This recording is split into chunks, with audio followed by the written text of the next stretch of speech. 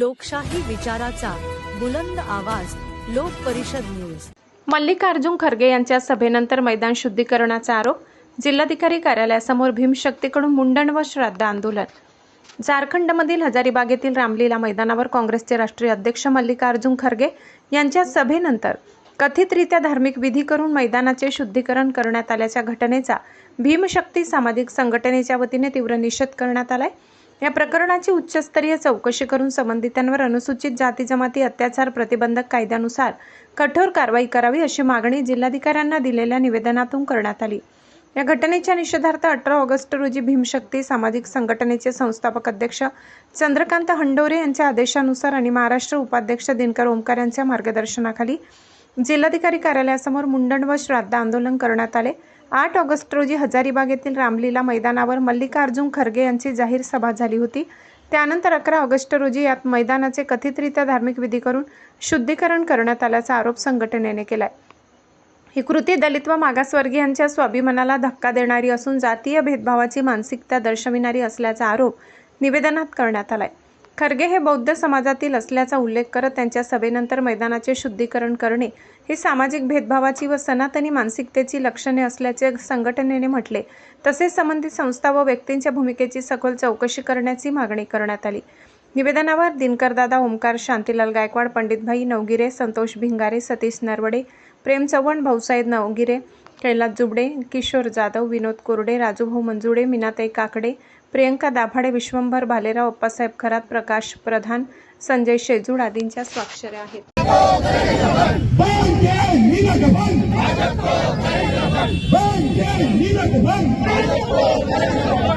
छत्रपती शिवाजी महाराजांचा, छत्रपती शिवाजी महाराजांचा, डॉक्टर बाबासाहेब आंबेडकरांचा, डॉक्टर बाबासाहेब आंबेडकरांचा, भीमशक्ती सामाजिक संघटनेचा, भीमशक्ती सामाजिक संघटनेचा, भीमशक्ती सामाजिक संघटनेच्या वतीने मुंडन आंदोलन करण्यात आलेले आहे। आपण जाणू शकता भीमशक्ती सामाजिक संघटनेचा तर काय सांगाल? आज मुंडन आंदोलन करण्यात आलं आहे। जिल्हाधिकारी भेट घेतली। मुंडन आंदोलनाचे आमचे टॅगलाईन आहे, बांधकर नीला कफन करेंगे बीजेपी को दफन। ही टॅगलाईन यासाठी घेतलेली आहे की उत्तराखंडमध्ये असलेल्या हल्द्वानी या शहरामध्ये भारतीय राष्ट्रीय काँग्रेसचे अध्यक्ष मल्लिकार्जुन खरगे यांची सभा झाली आणि त्या सभेचं नाव आहे त्या ठिकाणाचं की रामलीला मैदान। आणि तिथल्या काही सनातनी प्रवृत्तीच्या रामसेनेच्या कार्यकर्त्यांचं असं म्हणणं आहे की ही जागा आमची पवित्र सनातनी कार्यक्रमासाठी असते। या ठिकाणी शूद्र, मागासवर्गीय, बौद्ध इतर लोकांनी येऊन ही जागा दूषित केली, खराब केली, अपवित्र केली। म्हणून त्यांनी त्या ठिकाणी गोमूत्र शिंपडून मंत्रोच्चारानं ती जागा शुद्ध केली। आमचं असं म्हणणं आहे की या देशाला स्वातंत्र्य मिळून, या देशाला संविधान मिळून आज 80 वर्षाचा कालावधी संपुष्टात आलेला असताना सुद्धा, लोकशाही अस्तित्वात असताना सुद्धा, या देशाला संविधान असताना या संविधानाच्या प्रास्ताविकेमध्ये समता, न्याय, स्वातंत्र्यता या साऱ्या गोष्टीचा अंतर्भूत आहे।